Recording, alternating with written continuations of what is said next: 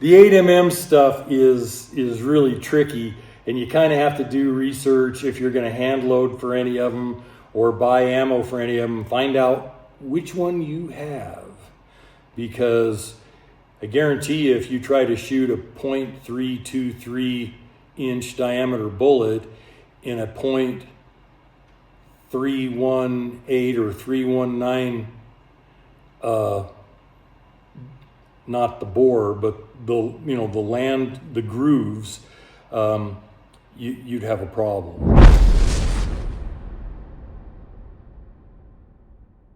Hi folks, Tim Sundles here. My beautiful wife Kim is filming on her iPhone. Today we're going to talk about 8mm, and there are so many 8mm. You got to understand that in Germany, the 8mm was one of their first smokeless military cartridges, and they changed it like half a dozen times. So there are a lot of 8mm. I'm going to focus on the ones that you'll normally see in America, with maybe one or two exceptions.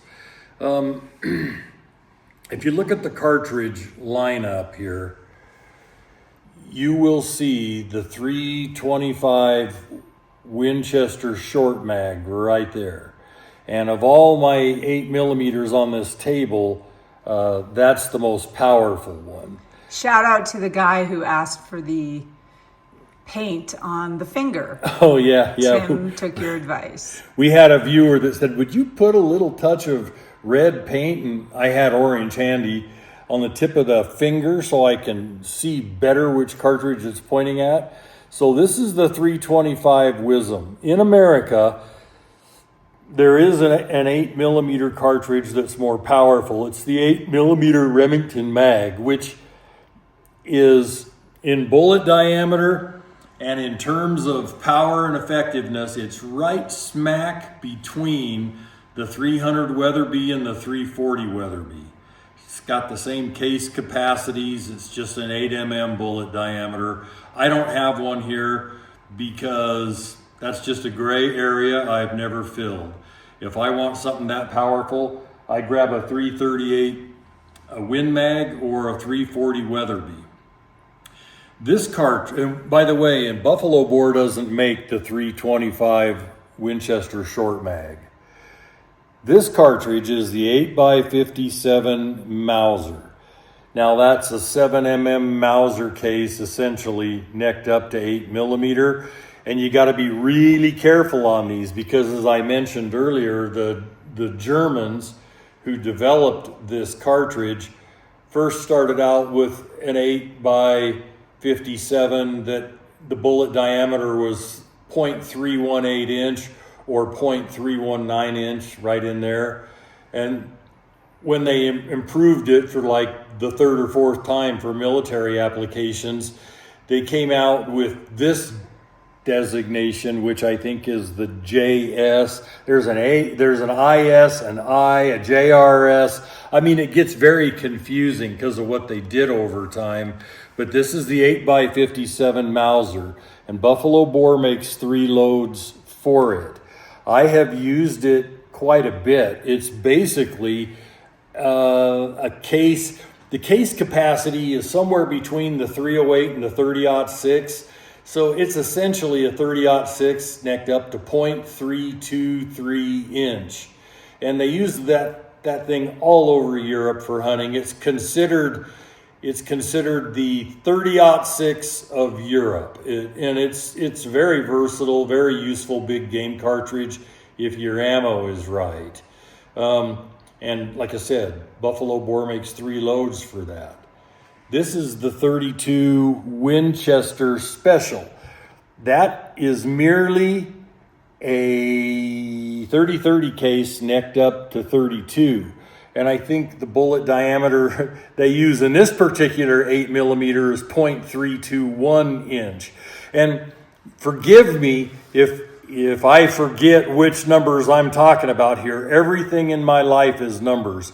Every cartridge is designated by a number. Every powder is designated by a number. Every primer is designated by a number. Every bullet diameter and weight are designated by numbers. And what I'll do is I'll be talking and I'll think about what I'm going to say next, and I'll slip up and say stupid things. Like I'll call a Winchester a Remington, or a Remington a Winchester action, and then I'll get these messages, well, you've lost all credibility. You don't even know the difference between a pre-64 Model 94 and a post-64. Well, actually I do, but I'm busy talking, and I have some of each laid out on the table, and how I could possibly lose all credibility because I slipped, and I do it in every video because I do this without notes generally. But, I've got over 300 loads that I've developed and put on the open market that we sell millions of rounds of, yet I lost all credibility when I called a Remington a Winchester. Okay. So folks, be kind. Most of you are. We really appreciate most of that. you guys are fabulous. And you get it. Nobody's perfect, or maybe some of you are, and God bless you, but we're not, and we're doing our best. I so got news enjoy. for you. Nobody is. Not even maybe some of them. Well, they and think especially they the are. ones that mouth off. They think they are. Well, no, they don't. They know better if they stop and think about it. Well, anyway, who cares? And, this is what we're doing, and we appreciate it, and we try to catch our mistakes, but sometimes it's after the fact. I watch these videos after we tape them, and I can find one numerical or name mistake at least, or one dating mistake. Like when I talked about some of the military rifles. Geez, I had the dates all wrong, but I wasn't living during World War I and World War II, and it's easy when you're talking to make a mistake. So sort through the very few that I do make, just sort through them. And ask a question if you need to. Yeah, ask a question. We apologize, but he's not going to always get everything right. So well, I've got, like I said, 300 plus different loads we make for the public that we commercially produce. Every one of them has powder, brass, primer, bullets. Those all have weight designations and dimensional designations by the inch, or sometimes by the millimeter. And so when I talk and I'm thinking ahead is when I screw up. Well, so feel free. We really do appreciate putting corrections in there in your comments. We really appreciate it. Do it respectfully and kindly. Yeah. And it's very well received, and we actually really appreciate it. So thank you. It's like the little video we did on the 22 Magnum. I held up those little Freedom Arms 22 mags that are long out of production. They're collectibles. I held them up, and I got comments from several people. All of them were polite, but one. One guy said, it's not a Freedom Arms, it's a North American Arms, you doofus. and so I missed that one. I know, I wrote him back and I said, who's the doofus? These are Freedom Arms, because you haven't been around enough to know that Freedom Arms used to make these. Doesn't make me a doofus, and I wouldn't have called you a doofus, but honestly, who's the doofus? So I get stuff like that all the time. Anyway, the 32 Winchester Special is a wonderful deer cartridge. If the ammo is right, it's an okay elk cartridge. Under 100 yards, I wouldn't shoot elk with that thing past 100. Well, maybe at 150. That's a 30-30 case necked up to 32 caliber. And then the old 32-20, that cartridge has been around for over 150 years. And we make two loads. One's a heavy hard cast and one is this light 85 grain XTP bullet. Excellent little cartridge for plinking deer out to like 100 yards. Well, not even 100. Well, maybe 100, but it also makes a good home defense cartridge, and I'm going to talk about that.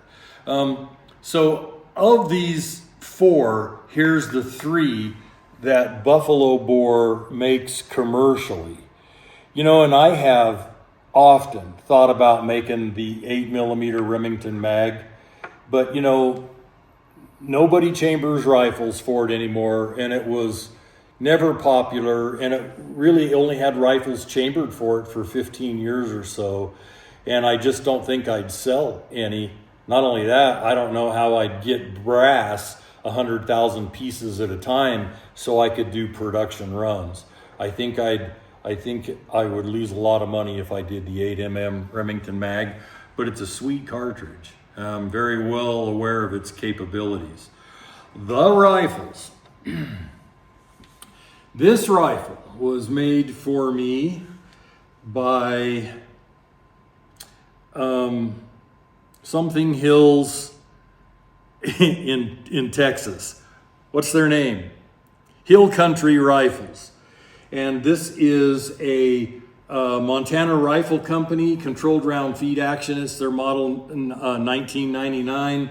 Good actions, good 3-position safeties on them. And this is a Macmillan stock. And I didn't opt for the super lightweight Macmillan stock because back in those days they weren't making them, or I might have. But this is a powerful rifle, and you really don't want a rifle weighing much under 8 pounds. I've killed game with this cartridge.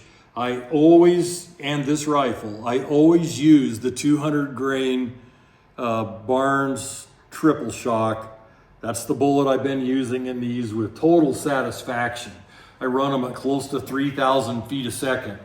I mean, the 325 Winchester short mag or 325 Wisdom is a beautiful, beautiful cartridge. I like them. They're not that easy to get to shoot good, like some cartridges just naturally want to shoot well. I've always been able to get it to shoot well in my rifles, but I have to work at it sometimes, find the right load.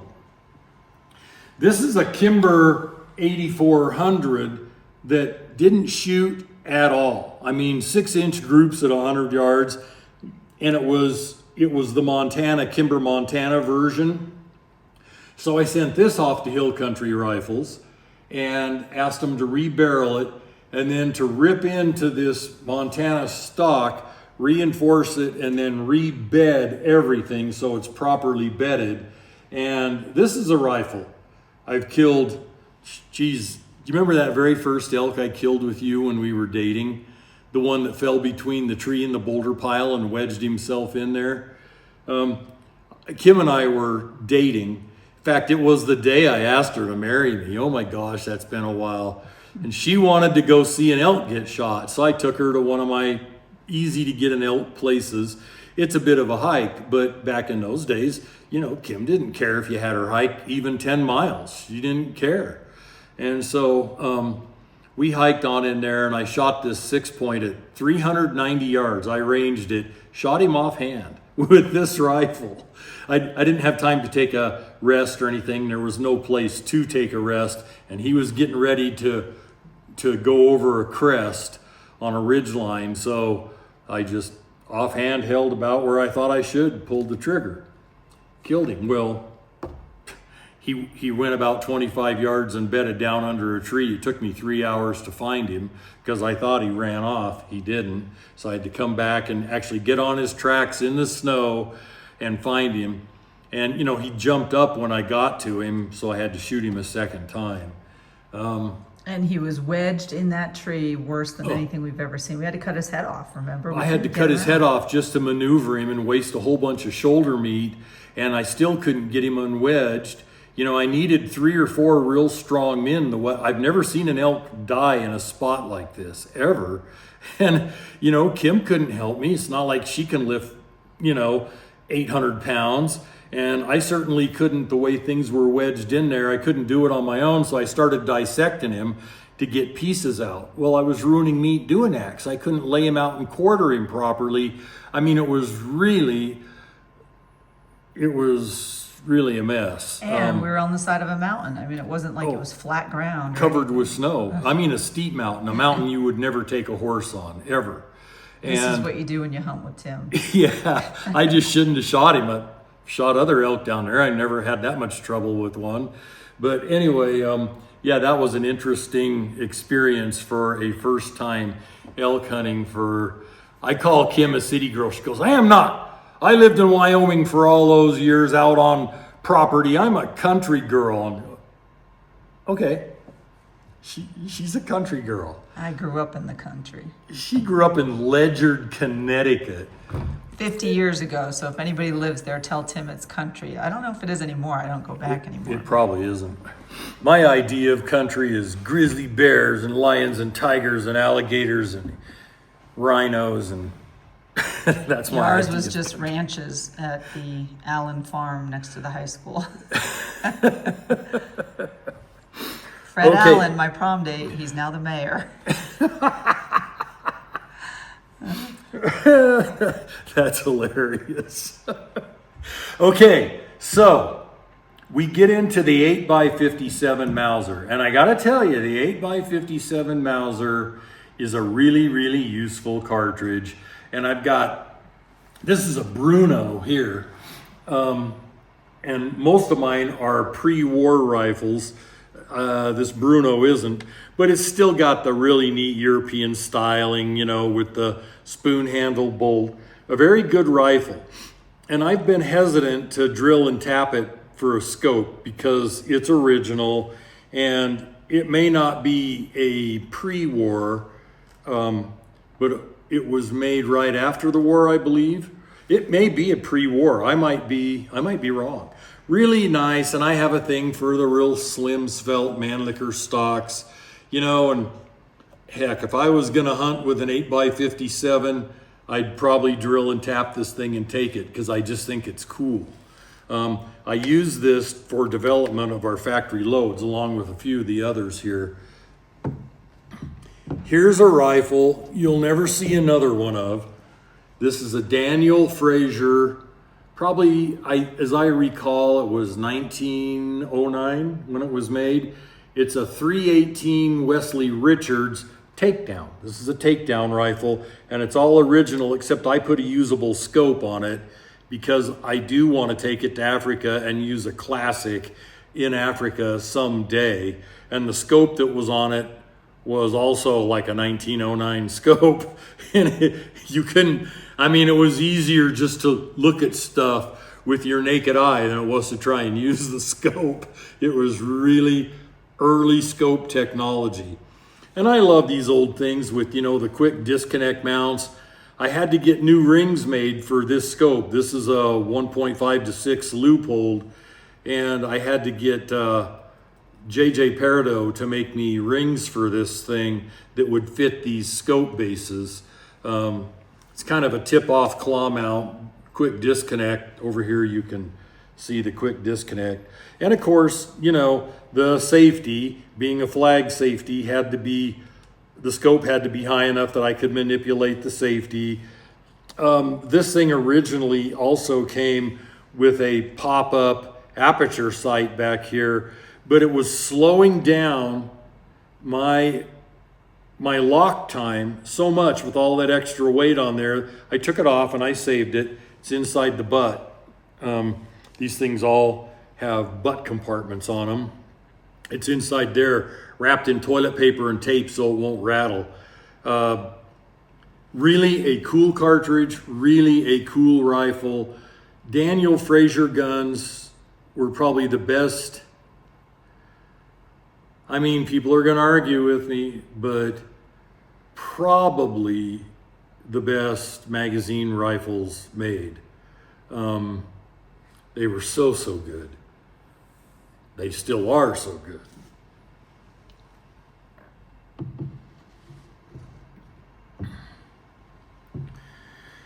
Now back into the 8x57 Mausers again. Again, just old pre-war stuff. Some of these were made by,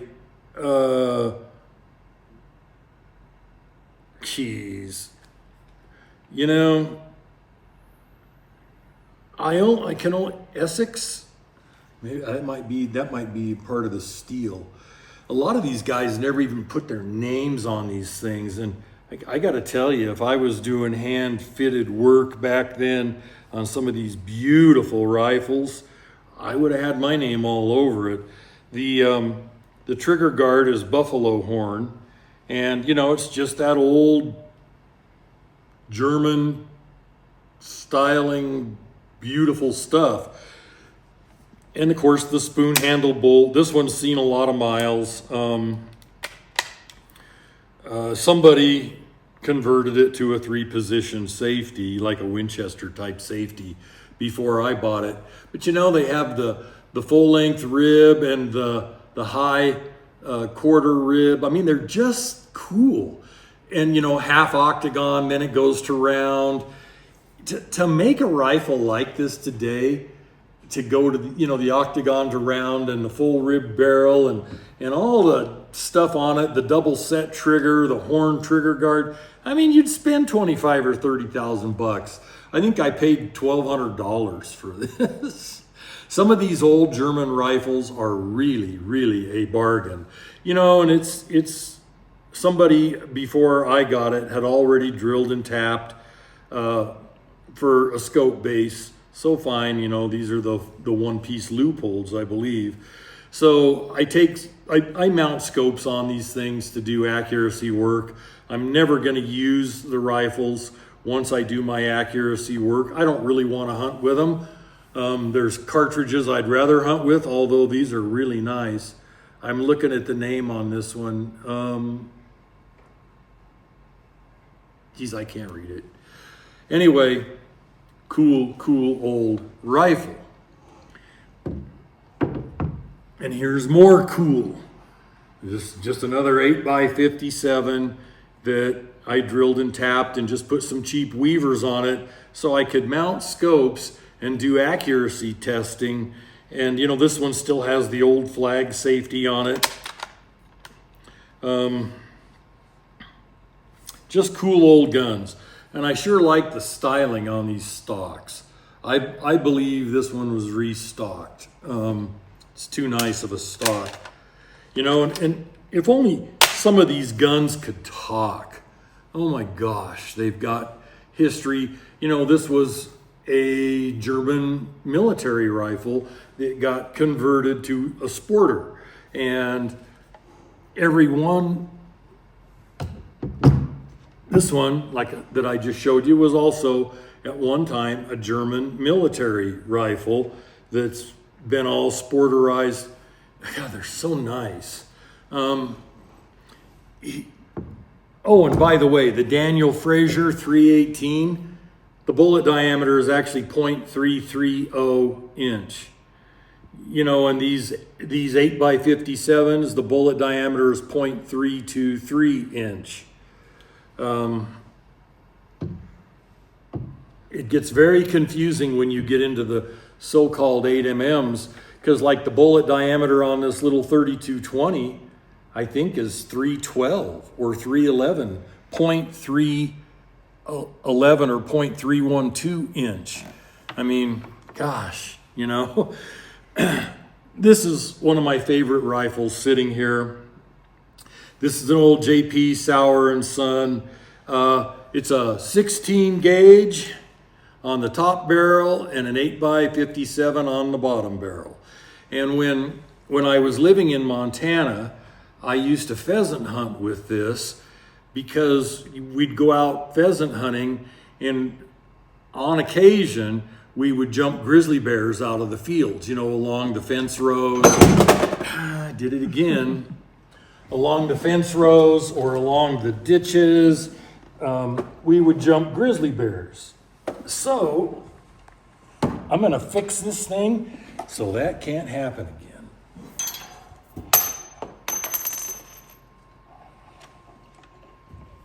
There we go. So I would use this thing because I wanted one powerful rifle cartridge to back up in case a bear charged. But you know what I eventually ended up doing? I eventually ended up using, I'm trying to think what make it was. I took the plug out of it, not so I could shoot more pheasants, but so I could stay alive during a grizzly charge. Was a semi-auto. I'm trying to think what the heck make it was. It may have been an old 1100. I had an extended magazine to put on it and had the choke removed. And my first 2 shots were number 4 shot. I hunt pheasants with number 4. It knocks them down really good. And then everything after that was a Foster style slug. And I figured if a bear charged, I had the semi-automatic and I could, hit him in the face twice with bird shot, which at close range would probably drop him or turn him temporarily. And then everything else was slugs if I needed to keep shooting. It's really a mind blower when you're hunting, say, a cornfield. And cornfields are hard to hunt pheasant in anyway, because when they fly, it's hard to see them unless they fly kind of high, which most experienced pheasants don't. And so you're walking along in a cornfield and all of a sudden you jump a grizzly bear who's already dug out a den for the winter in there, and he's been living in there all summer eating corn. I mean, a lot of the farmers over there will plant corn. They don't harvest the corn. They chop the whole thing up and turn it into silage and sell it as cattle feed. And sometimes they just don't even harvest the field. They just let the corn stand until next spring. They plow it up and do it again. Anyway, that's what I used this rifle for the longest time, and finally decided I really needed about 8 shots. And after the first 2 were bird shot, the rest were slugs.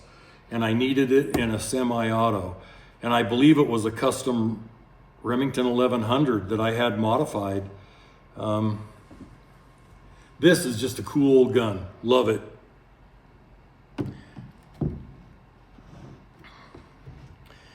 Now we get into the 32 Winchester Special. This is just a Winchester commemorative that I used to develop ammo with. These Winchester commemoratives are underrated. Most of these were made in the 80s and 90s, right in there. They shoot like crazy. No one ever buys them because they're commemoratives. You want a nice shooting rifle, buy these old 1894 commemoratives. I have several in 38-55. I've got 2 or 3 in 32 Winchester Special. Got a couple in 30-30. They always shoot really, really good. Winchester made them for using. This is a 1902 takedown model, 1894, chambered in 32 Winchester Special, that I used to develop your ammunition with. And this rifle, being 1902 in this cartridge, maybe 1903 or 4, boy, again, numbers. I had to look on the barrel very carefully, and it says special steel for smokeless powder. So I knew I was okay. And I shoot full power ammo out of it. Nice old gun. It needs a little love. But it'll probably never get any from me. Now, 32-20. This would make a really nice, this is a newer model Winchester. It's a commemorative, a 1 of 500. And the guy that talked me into making 32-20 ammo, he really wanted some high performance, high quality 32-20 ammo. He actually shipped me this rifle and said, if you'll develop the ammo, here's a test gun for you, and just keep the gun. I like that leather on the lever action. That's pretty cool. Yeah, he put it on there. That guy loves to shoot 44-40, 32-20. He likes the old cartridges, but he likes some zip to them, and he can't find companies that'll make them. So he's talked me into making a few of the older cartridges, like 38-40. And I'm not sorry I have. They've all been good sellers, especially the 44-40. So we make high performance loads at this point for the 32-20. To me, with the full length magazine tube and the short little, whatever that is, 16.5-inch barrel, to me, this is almost if you want to use a lever action for home defense, it's a fairly fast little cartridge. It would be deadly on humans, in a defensive situation. I really like the little rifle, and I keep meaning to send him a bunch of ammo to pay for this. I mean, it's not a cheap rifle, and I haven't gotten around to it, and he probably wouldn't accept it for free anyway. Babe, just put that on my side of the bed. You want that? I love that little gun. Kim's been practicing all year with lever actions and with open sights. Well, not open, aperture sights, which are actually a closed sight. And I haven't yet taught her how to use these buckhorns very well. And by the way, if I was going to, take this thing out in the field and use it, it would get some kind of a Skinner aperture sight back here and increase my sight radius by 7 inches and be 10 times more precise. This is one of the older Browning 1892s, chambered in 32-20, and they're just a class act with the little button magazine. And, if I was ever going to hunt with a 32-20, this would be nice to use too. Longer barrel, longer sight radius, and if you fired the 32-20 much, I mean, there's no recoil to speak of. Deadly for deer, 50 to 100 yards. I mean, I've got friends that have killed deer out to 150, 200 yards with them. I won't do that. I've never killed a deer with one. So folks, these are the 8mm. And I don't think any of them are exactly 8mm.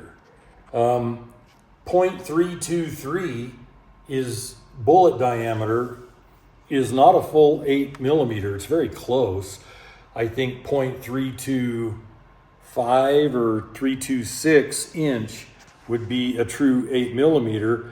The 325 Winchester short mags use the designation of 325, but they shoot a 0.323 inch diameter bullet. So the 8mm stuff is really tricky, and you kind of have to do research if you're going to hand load for any of them or buy ammo for any of them. Find out which one you have, because I guarantee you if you try to shoot a 0.323 inch diameter bullet in a 0.318 or 319, not the bore, but the grooves, you'd have a problem. Details matter. Hey, Reacher season 4 I think is coming out. Oh, in really? January. I don't know. I don't think any of them were as good as the first one. No, I liked the first season. The rest of them have just been ho-hum. Mm-hmm. So, friends, this rounds up the 8mm, the ones that matter and that are available and usable today in America. I probably should have really had an 8mm Remington cartridge here to show you, but if you know what a 300 Weatherby looks like or a 340 Weatherby, it's the same size cartridge made off the original 375 H&H cartridge. They just blow out the body taper, put a different shoulder on it, and voila, it's an 8mm Remington mag, or a 416 Remington mag, or a 358 Shooting Times Western. They made all those on the same case, which all started with the 375 case. They just improved the case by blowing out the body taper, changing the shoulder. Folks, thank you for watching. I hope this is of some interest. The 8MMs they've been around a long time, and I don't know if any of them are a true 8mm, and we don't even want to get into the 32 caliber handgun stuff. That's all over the board too. I mean, this is a carbine cartridge and a revolver cartridge, but there is a myriad of 32 caliber handgun cartridges, starting with the 32 ACP, going on up through the 32 Colt, the 32 Police, the then you get into the what do they call it? 32 H&R, Magnum, the 327 Federal. I mean, it's just nuts how many 32 caliber whatevers are out there. God bless you folks, and we hope you have a happy Thanksgiving. By the time you see this, it'll be well after Thanksgiving, but we're just a couple days away from Thanksgiving right now. And have a great day. We'll see you on the next video.